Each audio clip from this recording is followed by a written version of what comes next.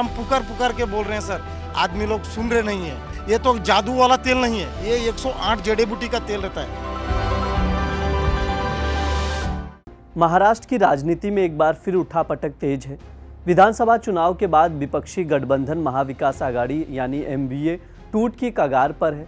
इस बीच शिवसेना यूबीटी नेता संजय राउत ने एक बड़ी घोषणा की है, जिससे गठबंधन में दरार की बात खुलकर सामने आई है। दरअसल राउत ने कहा कि उनकी पार्टी आगामी स्थानीय निकाय चुनाव यानी बीएमसी अकेले लड़ेगी। राज्यसभा सांसद ने कहा कि ईडी गठबंधन और महाविकास आघाड़ी गठबंधन लोकसभा विधानसभा चुनाव के लिए है। राउत ने यह भी कहा कि गठबंधन में अलग अलग पार्टियों के कार्यकर्ताओं को अवसर नहीं मिलते हैं और ये संगठनात्मक विकास में बाधा डालता है। हम अपनी ताकत के दम पर मुंबई, ठाणे, नागपुर और अन्य नगर निगमों, जिला परिषदों और पंचायतों के चुनाव लड़ेंगे। उनका कहना है कि पार्टी प्रमुख उद्धव ठाकरे ने पार्टी को संकेत दिए हैं कि उसे अकेले चुनाव लड़ना चाहिए।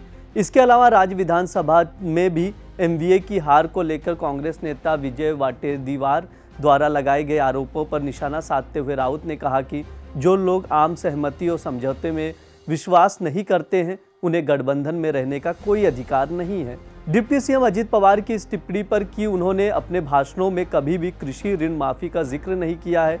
संजय राउत ने कहा कि भले ही उन्होंने इसके बारे में बात ना की हो, कृषि लोन माफी और लाड़की बहन लाभार्थियों के लिए 2100 रुपये की बात भाजपा के चुनावी घोषणा पत्र में भी शामिल है, जिसे सरकार को लागू करना ही चाहिए। ने कहा है कि मैं भी इंसान हूँ, मुझसे भी गलती हो सकती है। नहीं, मैं उनको इंसान मानता नहीं, वो भगवान है। सर संदीप, भगवान होता है। एक बार जब किसी ने घोषित किया कि ये भगवान का अवतार है, तो इंसान कैसा बन जाता है? हाँ, आप मुझे बताइए, ब्रह्मदेव इंसान है क्या? नहीं, वो भगवान है। विष्णु भगवान है, वो विष्णु के 13वें अवतार है। तो अब जो अवतारी है, जिसको अवतार माना गया है, वो खुद बोल रहा है मैं इंसान हूँ, कुछ गड़बड़ है, केमिकल लोचा है। हिंदी में शिवसेना अकेली लड़ने जा रही है।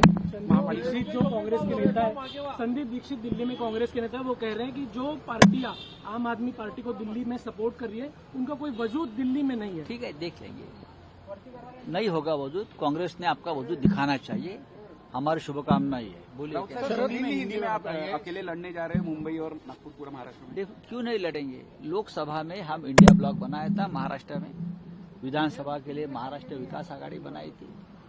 आघाड़ी में बहुत से कार्यकर्ताओं का हम उनकी जो इच्छा रहती है लड़ने की, वो पूरी नहीं कर सकते। तो लोकल बॉडीज, चाहे महानगर पालिका हो, चाहे जिला परिषद हो, चाहे नगर पालिका हो, वहाँ कार्यकर्ताओं को लड़ने का मौका देना चाहिए। हम नागपुर में भी अपने बल पर लड़ेंगे और मुंबई में भी लड़ेंगे, सभी जगह पर लड़ेंगे।